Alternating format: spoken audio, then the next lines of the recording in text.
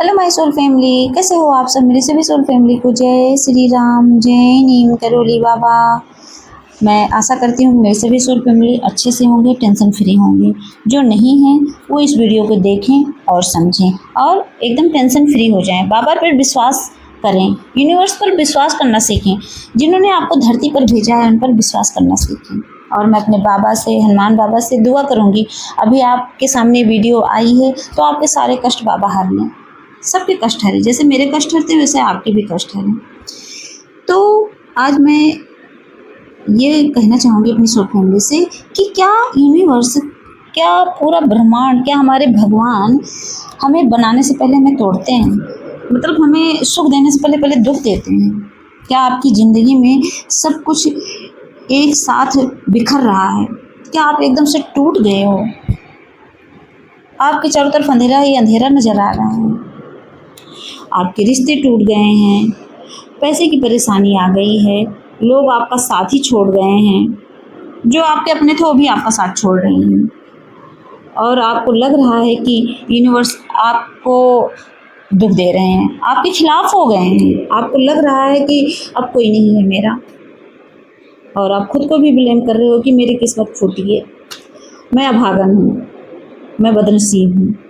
यही सब चीज़ें आपके दिमाग में चल रहा है। इसका मतलब यही है कि आप तोड़े गए हो, और जब तोड़े गए हो तो जो जुड़ोगे भी ना एक दिन आप भी इंसान बनोगे ना। मैं इसलिए नहीं कह रही हूँ क्योंकि मुझे भी तोड़ा जाता है, कदम कदम पे तोड़ा जाता है, लेकिन आज तोड़ती हूँ कल जुड़ जाती हूँ, कल बाबा की कृपा से खड़ी हो जाती हूँ, हिम्मत आ जाती है।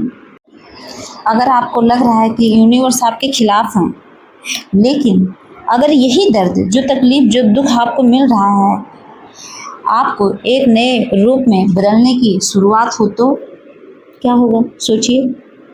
जिसको आप दुख समझ रहे हो वो आपकी एक नई शुरुआत हो तो।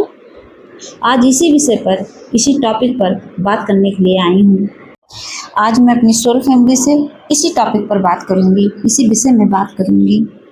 जब सब कुछ टूटने लगता है तो क्या होता है?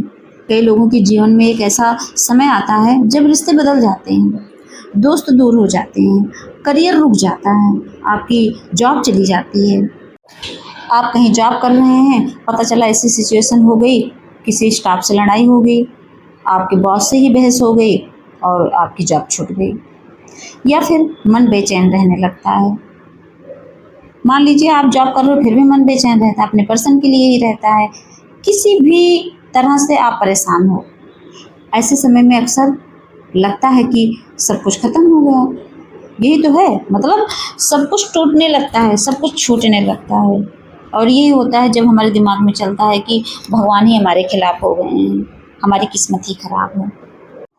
तो हनुमान बाबा, नीम करोली बाबा कह रहे हैं कि टूटना हमेशा अंत नहीं होता है।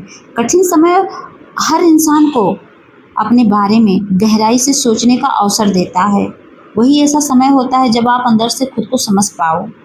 कभी कभी हम मजबूरी में वही बदलाव करते हैं जिसे हम आसान समझते हैं, और जो हमारे बस में नहीं रहता है, जिसको हम नहीं बदल पाते हैं, तो उसकी वजह से क्या होता है? हम टूटने लगते हैं।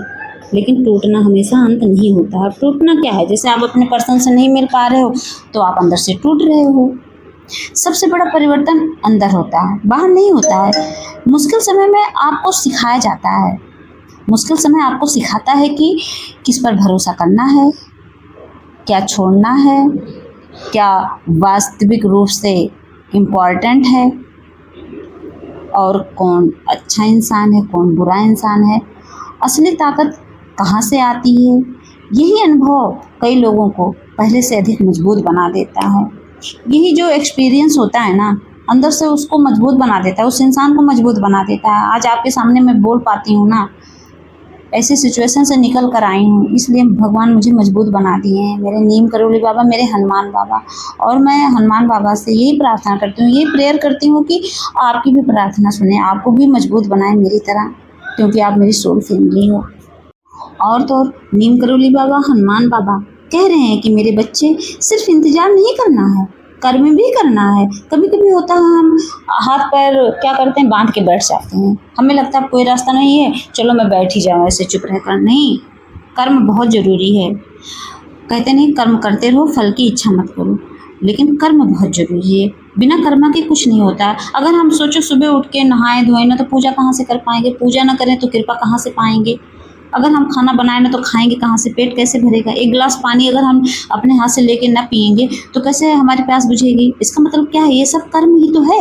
आज मैं आपके सामने बोल रही हूँ, ये भी तो एक कर्म है। सिर्फ ये सोचकर बैठ जाना कि ईश्वर सब ठीक कर देंगे, ये पर्याप्त नहीं होता है। कर्म जरूरी है। अगर आप दुख में भी सीखते हैं, मेहनत करते हैं, अपनी आदतें सुधारते हैं और आगे बढ़ते हैं, तो कठिन समय आपकी विकास का कारण बन जाती है। समझ लो वो जो दुख की घड़ी है ना, उसमें भी आपकी ग्रोथ होती है, आपकी आत्मा की ग्रोथ होती है। आपको आगे बढ़ाने के लिए समझ लो सिचुएशन आती है, और सच में वही एक रीजन बन जाता है। वो दुख की घड़ी समझ लो एक कारण बन जाती है आपको आगे बढ़ाने की। और एक बात हमेशा याद रखना, समझ लीजिए बाबा कह रहे हैं, शायद ज़िंदगी आपको सज़ा नहीं दे रही है, बल्कि आपको उस इंसान के रूप में बदलने की कोशिश कर रही है। आपको एक मौका दे रही है जो आप बन सकते हो। दर्द अस्थायी नहीं होता है, लेकिन उससे मिली सीख जो है आपकी पूरी ज़िंदगी बदल सकती है। इसीलिए टूटिए मत, सीखिए, उठिए और आगे बढ़िए। आप अपने कदम बढ़ाइए तो बाबा खड़े हैं आपके पीछे, हर पल आपका साथ देंगे। लेकिन पहले आपको कदम बढ़ाना पड़ेगा, कर्म आपको करना पड़ेगा। ये बात हमेशा याद रखना। जय श्री राम, जय नीम करोली बाबा।